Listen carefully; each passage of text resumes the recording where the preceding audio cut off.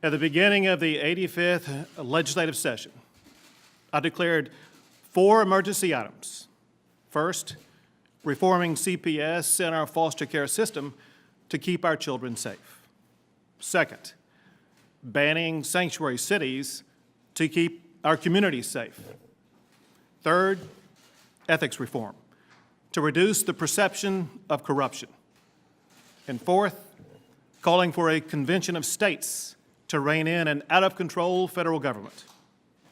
All of these priorities were passed by the legislature and are now law. But it's important to emphasize, we achieved much more than just those 4 emergency items. In my State of the State address, I laid out other priorities that I have now signed into law. We cracked down on teachers who sexually assault their students.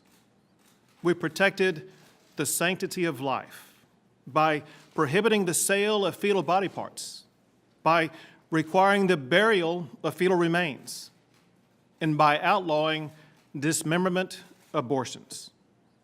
We also corralled lawsuit abuse that prevents trial lawyers from profiteering off of weather-related disasters. I proudly signed laws to protect and to respect our law enforcement officials. We also passed a budget that funds my priorities like border security, early education programs, and job creation. I appreciate both the House and Senate working with me to enact priorities that ensure that Texas remains the best state in the nation for doing business. Now, considering all of the success of this past session, we should not be where we are today. A special session was entirely avoidable. There was plenty of time for the House and Senate to forge compromises to avoid the time and the taxpayer expense of a special session. Because of their inability or refusal to pass a simple law that would prevent the medical profession from shutting down, I am announcing a special session to complete that unfinished business. But if I'm going to ask taxpayers to foot the bill for a special session, I intend to make it count. The special session will begin on July 18th, 2017. The first order of business will be sunset legislation that failed to pass during the regular session.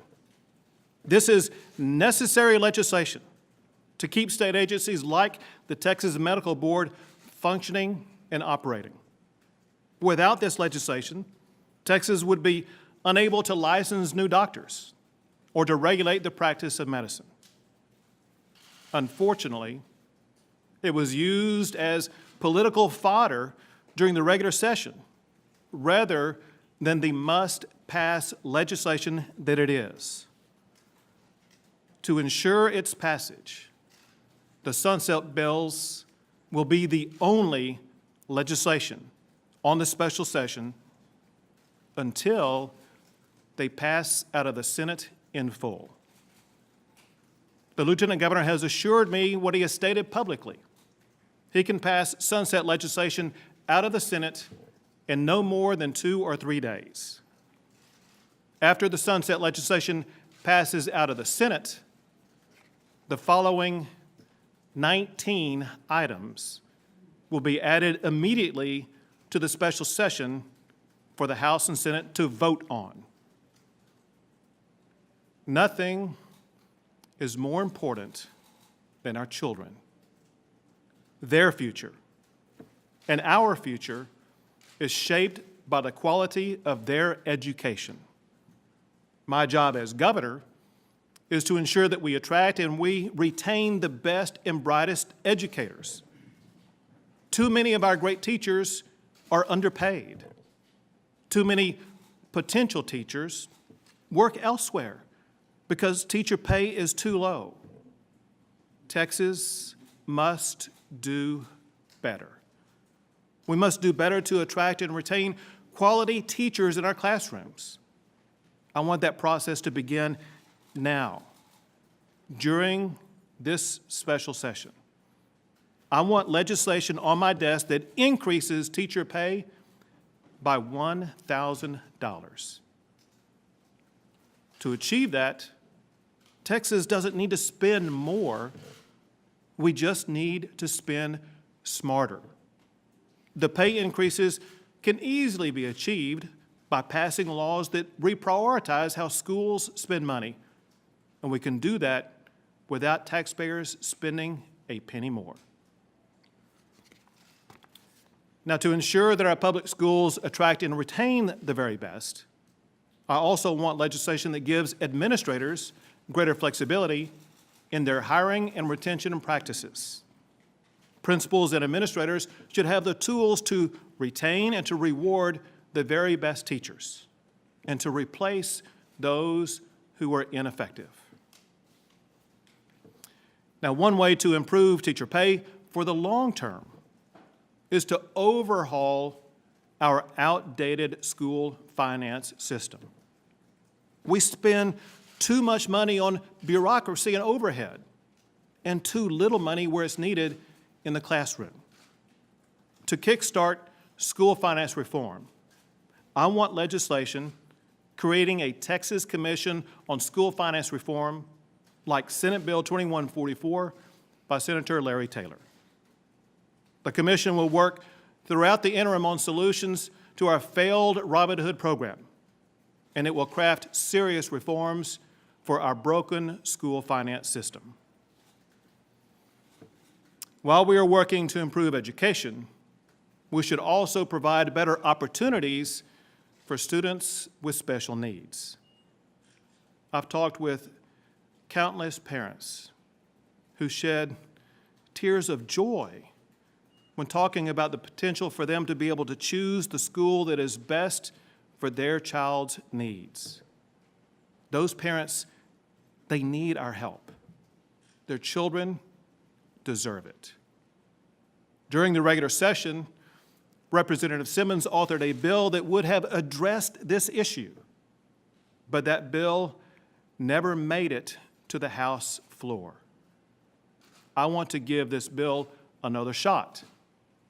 So I am adding school choice for special needs children to the call for this special session. Now, one reason why our school finance system must be revised is to rein in skyrocketing property taxes. Texans need property tax reform right now. I'm calling on the legislature to pass SB 2 with the rate rollback provision, or pass a better law that will reform the spiraling property taxes in Texas. If we are going to come together and work this summer at taxpayers' expense, then let us work on relieving Texas homeowners from out-of-control property taxes. For my next special session item, I'll offer a proposal that I raised last session. It's a proposal that is both good governance, and it might just solve our property tax problem. To rein in the growth of both state and local government spending, I'm calling on the legislature to pass either a law or to amend our Constitution to provide that neither state spending nor local spending can exceed the growth in population and inflation. Limiting the growth of both state and local spending to population and inflation will contain government spending while also retaining flexibility for our faster-growing communities. It should put a lid on government's ability to raise taxes, including those pesky property taxes. While we're on the topic of reining in local governments, I'm calling for legislation that reduces, restricts, and prohibits local regulations. Some local governments, like the City of Austin, are doing everything they can to overregulate. In the process, they are stifling our economy, interfering with job creation, and undermining private property rights. To end this regulatory overreach, I want legislation that does three things. One, prevents cities from micromanaging what property owners do with trees on their private land. Two, prevents local governments from changing the rules midway through a construction project. And three, speeds up permitting requirements so that city bureaucrats can't drag out projects and drive up the cost of doing business. Government's role is to empower and to create greater opportunity for both businesses and citizens to be able to prosper. These three proposals will help local governments achieve that goal. Cities are also abusing their authority when it comes to their annexation practices. Senator Campbell offered a very thoughtful proposal to limit annexation by cities. As she points out, forced annexation is a form of taxation without representation. Today, I'm bringing that bill back to life, and I am adding it to this special session. I want to reform and to restrict the municipal annexation process in Texas. Cities that annex property without the vote of those affected is piracy by government. It must end. Now, during the regular session, the legislature passed a law that prohibits Texans from texting while driving. I signed it into law today to ensure Texas is doing all it can to prevent accidents caused by texting while driving. But I was not satisfied with the law as it was written. My office worked with the legislators to try to amend this law even more than the way it was eventually passed. We tried to preempt all local ordinances that regulate mobile devices and vehicles, but the amendment did not fully achieve my goal. So, now that Texas does have a statewide ban on texting and driving, I am calling for legislation that fully preempts cities and counties from any regulation of mobile devices in vehicles. We don't need a patchwork quilt of regulations that dictate driving practices in Texas. Another way to avoid a patchwork quilt of conflicting local regulations is for Texas to establish a single statewide rule protecting the privacy of women and children. House Bill 2899 by Representative Ron Simmons would achieve that. It preempts local regulations that conflict with state standards. It also upholds federal standards that prohibit discrimination. At a minimum, we need a law that protects the privacy of our children in our public schools. The next item that I'm adding to the special session is a law that prohibits using taxpayer dollars to collect union dues. I spoke about Senator Huffman's proposal during my State of the State address. Senate Bill 13 was voted out of the Senate, but never made it to the House floor.